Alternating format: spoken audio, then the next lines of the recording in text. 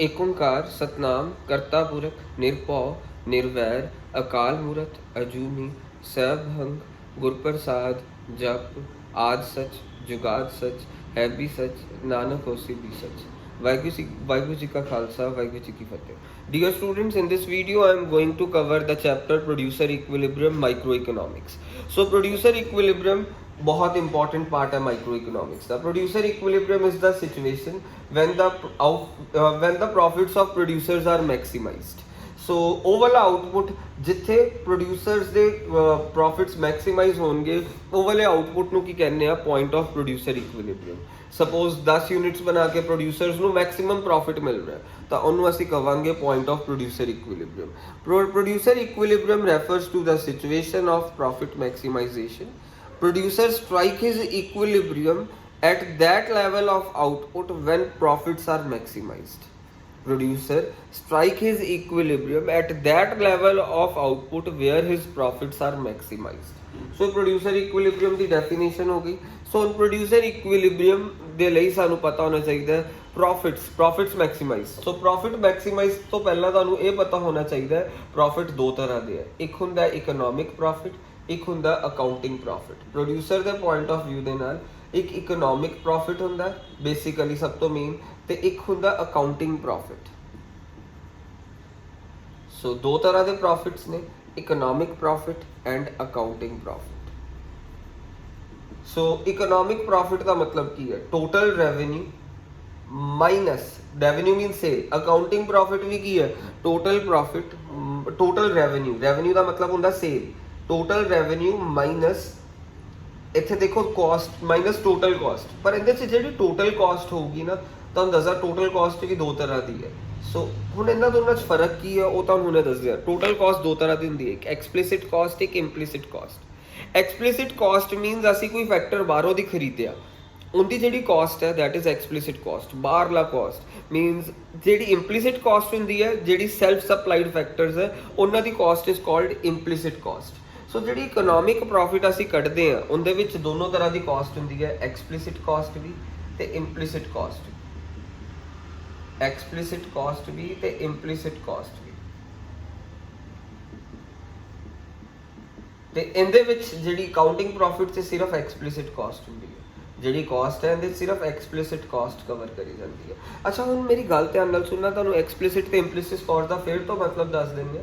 Explicit caste ਕੀ ਹੈ? Suppose ਜੇ ਕਿੰਗਸਿਸ maths ਪਾਰ ਦੇ ਵਿੱਚ ਕਿੰਗਸਿਸ ਮੈਥਸ ਪਾਰ ਮੀਨ ਸਪੋਜ਼ ਕਿੰਗਸਿਸ ਮੈਥਸ ਪਾਰ ਹੈ, ਠੀਕ ਹੈ ਜੀ, ਜਾਂ ਫਿਰ ਤੁਹਾਡੀ ਫੈਕਟਰੀ ਹੈ, ਤੁਹਾਡੀ ਫੈਕਟਰੀ ਦੇ ਵਿੱਚ ਜਿਹੜੇ ਤੁਹਾਡੇ ਕੀ ਕਹਿੰਦੇ ਤੁਸੀਂ ਕਿਸੇ ਆਊਟਸਾਈਡਰ ਨੂੰ ਮੈਨੇਜਰ ਰੱਖਿਆ, ਉਹਦਾ ਜਿਹੜੀ ਉਹਦੀ ਸੈਲਰੀ ਹੋਊਗੀ ਉਹਨੂੰ ਤੁਸੀਂ ਕੀ ਕਹੋਗੇ? Explicit cost. ਜੇ ਉਹੀ ਮੈਨੇਜਰ ਤੁਹਾਡਾ ਭਰਾ, ਤੁਹਾਡੀ ਸਿਸਟਰ, ਫਿਰ ਉਹ ਕਿਹੜੀ ਕਾਸਟ ਹੋਗੀ? ਸੈਲਫ ਸਪਲਾਈਡ ਫੈਕਟਰ ਹੈ, ਉਹ ਹੋਗੀ ਇੰਪਲਿਸਿਟ ਕਾਸਟ। ਐਕਸਪਲਿਸਿਟ ਕਾਸਟ ਮੀਨਸ ਕੋਈ ਚੀਜ਼ ਅਸੀਂ ਬਾਹਰੋਂ ਖਰੀਦੀ, ਸਪੋਜ਼ ਮੈਨੇਜਰ ਨੂੰ ਸੈਲਰੀ ਦੇ ਰਿਹਾ, ਉਹ ਮੈਨੇਜਰ ਸਾਡਾ ਕੀ ਕਹਿੰਦੇ ਅਸੀਂ ਸਾਡੇ ਨਾਲ ਕੋਈ ਲਿੰਕ ਨਹੀਂ ਹੁੰਦਾ, ਜਿਹੜੀ ਉਹਦੀ ਸੈਲਰੀ ਹੋਊਗੀ that will be explicit cost. ਜੇ ਅਸੀਂ ਸੈਲਰੀ ਦੇ ਰਹੇ ਹਾਂ ਤੇ ਮੈਨੇਜਰ ਹੈਗਾ ਸਾਡੀ ਕੀ ਕਹਿੰਦੇ ਸਪੋਜ਼ ਤੁਹਾਡਾ ਕੋਈ ਬ੍ਰਦਰ, ਸਿਸਟਰ, ਵਾਈਫ, ਮਦਰ ਤੁਹਾਡੀ ਫੈਕਟਰੀ ਦੇ ਵਿੱਚ, ਉਹ ਘਰਦਿਆਂ ਦੀ ਕਾਸਟ ਹੈ। ਉਹ ਘਰਦਿਆਂ ਦੀ ਕਾਸਟ ਨੂੰ ਕਿਹੜੀ ਕਹਿੰਦੇ ਆ? ਸੈਲਫ ਸਪਲਾਈਡ ਫੈਕਟਰ ਵਾਲੀ ਕਾਸਟ ਨੂੰ ਕਿਹੜੀ ਕਹਿੰਦੇ ਆ?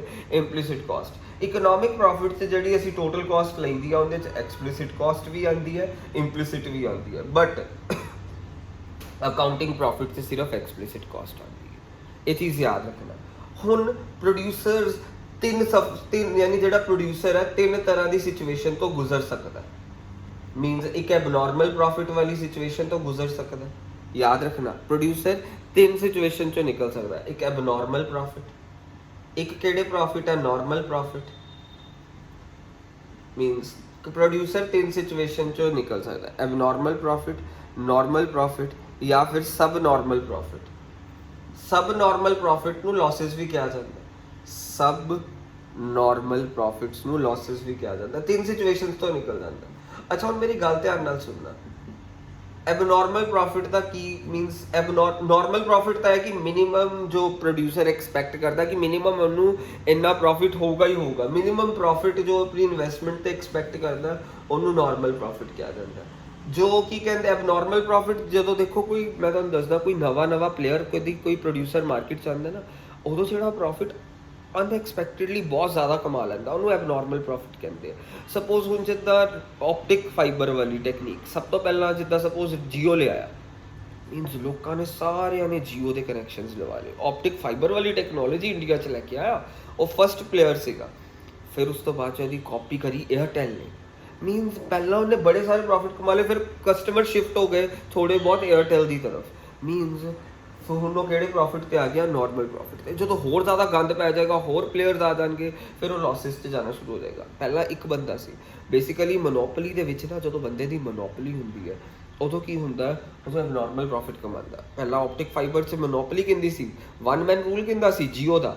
ਮੀਨਸ ਜੀਓ ਐਬਨੋਰਮਲ ਪ੍ਰੋਫਿਟ ਕਮਾ ਰਿਹਾ ਸੀ। ਫਿਰ ਉਹਦੇ ਕੰਪੀਟੀਟਰਸ ਹੋਰ ਆ ਗਏ। ਏਅਰਟੈਲ ਨੇ ਲਈ ਆਪਟਿਕ ਫਾਈਬਰ ਦਾ ਲਾਇਸੈਂਸ, ਪੇਟੈਂਟ।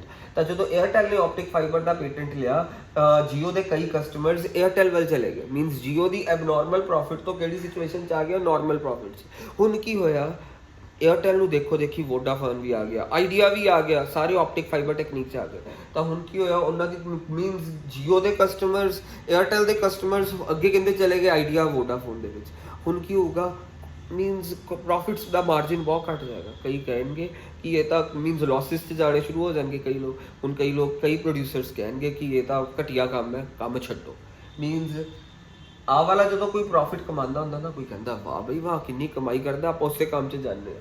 ਫਿਰ ਆਹ ਵਾਲਾ ਮੀਨਸ ਇੱਥੇ ਸਾਰੇ ਸਰਵਾਈਵ ਕਰ ਰਹੇ। ਫਿਰ ਉਸ ਤੋਂ ਬਾਅਦ ਕੀ ਹੁੰਦਾ, ਜਦੋਂ ਹੋਰ ਐਂਟਰੀ ਹੋ ਜਾਂਦੀ ਬਿਜ਼ਨਸ ਦੇ ਵਿੱਚ, ਹੋਰ ਪਲੇਅਰਸ ਆ ਜਾਂਦੇ, ਹੋਰ ਕੰਪੀਟੀਟਰਸ ਆ ਜਾਂਦੇ ਆ, ਫਿਰ ਲੋਕੀ ਕੰਮ ਛੱਡਣਾ ਸ਼ੁਰੂ ਕਰ ਦਿੰਦੇ। ਇਹ ਕਹਿੰਦੇ ਕਿ ਇਸ ਕੰਮ 'ਚ ਤਾਂ ਕੋਈ ਫਾਇਦਾ ਹੀ ਨਹੀਂ ਰਿਹਾ। ਸੋ ਹੁਣ ਬੇਸਿਕਲੀ ਆਹ ਵਾਲੀ ਸਿਚੁਏਸ਼ਨ ਨੂੰ ਅਸੀਂ ਰੀਪ੍ਰੈਜ਼ੈਂਟ ਕਿਵੇਂ ਕਰਨਾ ਹੈ, total revenue is greater than total cost. normal profit, total revenue is equal to total cost. Subnormal profit, total revenue is less than total cost. ਉਸ ਤੋਂ ਬਾਅਦ ਚੋਂ ਦੀ ਅਗਲੇ ਪੁਆਇੰਟਸ ਕੀ ਕਰਨਾ ਹੈ, ਡਿਵਾਈਡ ਈਚ ਟਰਮ ਬਾਈ Q ਆਊਟਪੁੱਟ। ਡਿਵਾਈਡ ਈਚ ਟਰਮ ਬਾਈ output, Q ਦੇ ਨਾਲ divide ਕਰਿਆ। ਫਿਰ ਡਿਵਾਈਡ ਈਚ ਟਰਮ ਬਾਈ ਆਊਟਪੁੱਟ, Q ਦੇ ਨਾਲ ਡਿਵਾਈਡ ਈਚ ਟਰਮ ਬਾਈ ਆਊਟਪੁੱਟ, Q ਦੇ ਨਾਲ ਡਿਵਾਈਡ ਕਰੇ। ਅੱਛਾ ਹੁਣ ਅਸੀਂ ਕੀ ਕਵਾਂਗੇ, TR divided by Q is AR। ਜਦੋਂ ਵੀ ਕੁਆਂਟੀਟੀ ਆਊਟਪੁੱਟ ਦੇ ਨਾਲ ਡਿਵਾਈਡ ਕਰਦੇ ਨਾ, TH ਕਨਵਰਟ ਹੋ ਜਾਂਦਾ। ਇੱਥੇ ਵੀ TH ਕਨਵਰਟ ਹੋ ਗਿਆ, AR is greater than EC। ਇੱਥੇ ਕੀ ਹੋਊਗਾ ਸਾਡੇ ਕੋਲ, basically TR upon Q is what, AR is equal to AC। ਇਹ ਨਾਰਮਲ ਪ੍ਰੋਫਿਟ ਵਾਲੀ ਡੈਫੀਨੇਸ਼ਨ ਹੋਗੀ। ਇੱਥੇ ਕੀ ਹੋ ਗਿਆ, AR is less than AC। So this is abnormal profit, normal profit, subnormal profit. Means ਇਸ ਸਿਚੁਏਸ਼ਨ 'ਚ ਲੋਕਾਂ ਨੂੰ ਲੱਗੇਗਾ ਕੰਮ ਬਹੁਤ ਹੈ, ਵਧੀਆ ਕੰਮ ਹੈ, ਚਲੋ ਜੀ ਇਹੋ ਜਿਹਾ ਕੰਮ ਸ਼ੁਰੂ ਕਰ ਲੈਂਦੇ। ਇੱਥੇ ਸਾਰੇ ਸਰਵਾਈਵ ਕਰ ਰਹੇ। ਫਿਰ ਜਦੋਂ ਆਹ ਵਾਲੀ ਸਿਚੁਏਸ਼ਨ ਆਉਣਗੀ, ਕਈ ਪ੍ਰੋਡਿਊਸਰਸ ਕੰਮ ਛੱਡਣਾ ਸ਼ੁਰੂ ਕਰ ਦੇਣਗੇ। ਇਹਨਾਂ ਨੂੰ ਤੁਹਾਨੂੰ ਗ੍ਰਾਫ 'ਤੇ ਵੀ ਬਣਾਉਣਾ ਸਿਖਾਊਂਗਾ, ਹੁਣੇ ਸਿਖਾਉਂਗਾ। ਉਹਦੇ ਲਈ ਤੁਹਾਨੂੰ ਦੇਖਣਾ ਪਏਗਾ ਬੇਸਿਕਲੀ ਸਾਨੂੰ ਤਿੰਨ ਤਰ੍ਹਾਂ ਦੀ ਮਾਰਕੀਟ, ਇਹਨਾਂ ਨੂੰ ਜੇ ਅਸੀਂ ਗ੍ਰਾਫ 'ਤੇ ਰਿਪਰੈਜ਼ੈਂਟ ਕਰਨਾ, ਸਾਨੂੰ ਤਿੰਨ ਤਰ੍ਹਾਂ ਦੀ ਮਾਰਕੀਟ ਪਤਾ ਹੋਣੀ ਚਾਹੀਦੀ ਹੈ। ਮੀਨਸ ਬੇਸਿਕਲੀ ਦੋ ਤਰ੍ਹਾਂ ਦੀ ਮਾਰਕੀਟ ਦੇਖ ਲਓ। ਇੱਕ ਹੁੰਦੀ ਹੈ ਪਰਫੈਕਟ ਕੰਪੀਟੀਸ਼ਨ ਮਾਰਕੀਟ। ਪਹਿਲਾਂ ਸਿੰਪਲ ਤੁਹਾਨੂੰ ਹਲੇ markets the farm of markets ਦੀ ਬਜਾਏ ਸਿੱਧਾ ਤੁਹਾਨੂੰ ਇਹਦਾ ਗ੍ਰਾਫ ਦੱਸ ਦੇਣਾ। ਹਲੇ ਮੈਂ ਸਿੱਧਾ ਤੁਹਾਨੂੰ ਗ੍ਰਾਫ ਦੱਸ ਰਿਹਾ ਪਰਫੈਕਟ ਕੰਪੀਟੀਸ਼ਨ ਦਾ। ਪਰਫੈਕਟ ਕੰਪੀਟੀਸ਼ਨ ਮਾਰਕੀਟ ਦਾ ਮੈਂ ਤੁਹਾਨੂੰ ਦੱਸ ਦਿੰਦਾ। ਪਰਫੈਕਟ ਕੰਪੀਟੀਸ਼ਨ ਮਾਰਕੀਟ ਕੀ ਹੁੰਦੀ ਹੈ, ਬੇਸਿਕਲੀ ਕਣਕ ਵਾਲਾ ਬਾਜ਼ਾਰ ਜਾਂ ਫਿਰ ਸ਼ੂਗਰ ਵਾਲੀ ਮਾਰਕੀਟ।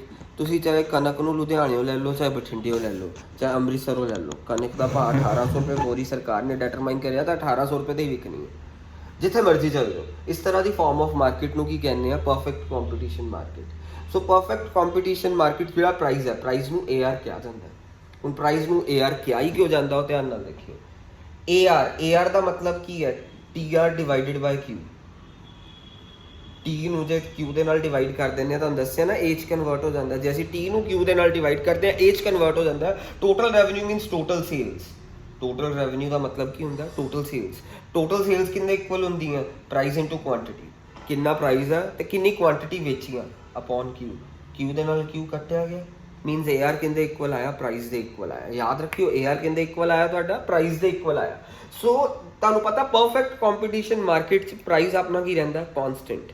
ਮੀਨਸ ਤੁਹਾਨੂੰ ਪਰਫੈਕਟ ਕੰਪੀਟੀਸ਼ਨ ਮਾਰਕੀਟ ਦੀ ਐਗਜ਼ਾਮਪਲ ਕੀ ਦੱਸੀ, ਕਣਕ ਦਾ ਬਾਜ਼ਾਰ, ਚੀਨੀ ਦਾ ਬਾਜ਼ਾਰ। ਤੁਸੀਂ ਚਾਹੇ ਚੀਨੀ ਲੁਧਿਆਣਿਓਂ ਲੈ ਲਓ, ਚਾਹੇ ਅੰਮ੍ਰਿਤਸਰੋਂ ਲੈ ਲਓ, ਚਾਹੇ ਜਿੱਥੋਂ ਮਰਜ਼ੀ ਲੈ ਲਓ। 42 ਰੁਪੀਜ਼ ਪਰ kg ਹੈ, ਤਾਂ 42 ਰੁਪੀਜ਼ ਪਰ kg ਦੇ ਹਿਸਾਬ ਨਾਲ ਹੀ ਮਿਲਣੀ ਹੈ। AR curve is straight line, AR curve is straight line, AR curve is straight line। फिर AC की ਹੁੰਦਾ U shape ਤੇ ਪਹਿਲੇ ਸਿਚੁਏਸ਼ਨਸ ਕੀ ਕਿਹਾ ਹੈ AR is greater than AC ਤੁਹਾਨੂੰ ਕੁਐਸਚਨਸ ਕੀ ਕਿਹਾ ਹੋਇਆ ਫਿਰ ਦੂਜੀ ਸਿਚੁਏਸ਼ਨ ਚ AR is equal to AC ਤੀਸਰੀ ਸਿਚੁਏਸ਼ਨ ਚ ਕੀ ਕਿਹਾ ਹੈ AR is less than AC ਸੋ ਪਹਿਲਾ ਆਹ ਵਾਲੀ ਸਿਚੁਏਸ਼ਨ ਦੇਖੋ AR is equal to AC ਆਹ ਵਾਲੀ ਸਿਚੁਏਸ਼ਨ ਹੋ ਗਈ AR is equal to AC means ਆ AC ਕਰਵ U shaped ਹੁੰਦਾ ਇਹ ਕਿਹੜਾ ਪ੍ਰੋਫਿਟ ਹੋ ਗਿਆ ਸਾਡਾ ਨਾਰਮਲ ਪ੍ਰੋਫਿਟ ਵਾਲੀ ਸਿਚੁਏਸ਼ਨ ਮੀਨਸ ਨੀਚੇ ਤੁਸੀਂ ਕੀ ਲਿਖਣਾ ਹੁੰਦਾ ਨੀਚੇ ਆਊਟਪੁੱਟ ਫਿਰ ਇੱਥੇ ਕੀ ਲਿਖੋਗੇ ਸਾਈਡ ਤੇ AR, AC ਇੱਥੇ AR ਤੇ AC ਦੋਨੋਂ ਕੀ ਆ ਸਾਡੇ ਇਕੁਅਲ ਨੇ ਤਾਂ ਅਸੀਂ ਕੀ ਕਵਾਂਗੇ ਇਹਨੂੰ ਨਾਰਮਲ ਪ੍ਰੋਫਿਟ ਵਾਲੀ situation this is the situation of normal profit ਫਿਰ ਉਸ ਤੋਂ ਬਾਅਦ ਚੋਂ ਤੁਹਾਡੇ ਕੋਲ ਕੀ ਹੈ AR is greater then AC means AR ਸਾਡਾ AC ਤੋਂ ਜ਼ਿਆਦਾ ਹੈ ਦੇਖੋ ਮੀਨਸ ਆ AC ਕਰਵ ਹੈ U ਸ਼ੇਪ ਹੈ ਮੀਨਸ AC ਦਾ ਮਿਨੀਮਮ ਪੁਆਇੰਟ ਘੱਟ ਹੈ ਪਰ AR ਸਾਡਾ ਜ਼ਿਆਦਾ ਹੈ ਦੇਖੋ ਉਸ ਤੋਂ ਬਾਅਦ যদি ਤੁਹਾਡੇ ਕੋਲ AR ਇਜ਼ ਇਹ ਵਾਲਾ ਕਿਹੜੀ ਸਿਚੁਏਸ਼ਨ ਹੋ ਗਈ ਐਬਨੋਰਮਲ ਪ੍ਰੋਫਿਟ ਵਾਲੀ ਆ ਕਿਹੜੀ ਹੈ ਨਾਰਮਲ ਪ੍ਰੋਫਿਟ ਵਾਲੀ ਸਿਚੁਏਸ਼ਨ AR AC ਦੇ ਇਕੁਅਲ ਹੈ ਇਹ ਕਿਹੜੀ ਦੇਖੋ ਪਹਿਲੀ ਵਾਲੀ ਸਿਚੁਏਸ਼ਨ AR ਉੱਪਰ ਹੈ AC ਥੱਲੇ ਹੈ ਐਬਨੋਰਮਲ ਪ੍ਰੋਫਿਟ ਵਾਲੀ ਸਿਚੁਏਸ਼ਨ ਥਰਡ ਸਿਚੁਏਸ਼ਨ ਹੈ ਸਾਡੀ ਸਬ ਨਾਰਮਲ ਪ੍ਰੋਫਿਟ ਵਾਲੀ ਸਬ ਨਾਰਮਲ ਪ੍ਰੋਫਿਟ ਨੂੰ ਲਾਸਸ ਵੀ ਕਹਿੰਦੇ ਆ AR is less than AC means AR is less than AC AC का ऊपर है means AR is less than AC AR बहुत revenue ਘੱਟ ਹੈ ਨਾ means AR means price line ਦੇਖੋ ਤੁਹਾਨੂੰ ਦੱਸਿਆ ਪ੍ਰਾਈਸ ਕਾਂਸਟੈਂਟ ਰਹਿੰਦਾ ਪਰਫੈਕਟ ਕੰਪੀਟੀਸ਼ਨ ਮਾਰਕੀਟਸ ਸੋ ਤੁਹਾਡੀ ਇਹ ਡਾਇਗਰਾਮ ਹੋ ਗਈਆਂ ਤਿੰਨ ਪਹਿਲੀ ਐਬਨੋਰਮਲ ਪ੍ਰੋਫਿਟ ਦੀ ਇੱਥੇ ਵੀ ਤੁਹਾਨੂੰ x ਐਕਸਿਸ ਤੇ ਕੀ ਲਿਖਣਾ ਪਏਗਾ ਆਊਟਪੁੱਟ ਇੱਥੇ 0 O x ਐਕਸਿਸ ਇੱਥੇ ਕੀ ਲਿਖਣਾ ਪਏਗਾ ਤੁਹਾਨੂੰ AR AC ਤੇ ਆਹ ਵਾਲੀ ਸਿਚੁਏਸ਼ਨ ਕਿਹੜੀ ਹੈ ਸਾਡੀ ਐਬਨੋਰਮਲ ਪ੍ਰੋਫਿਟ ਆਹ ਵਾਲੀ ਸਿਚੁਏਸ਼ਨ ਕੀ ਹੈ AR is equal to AC normal profit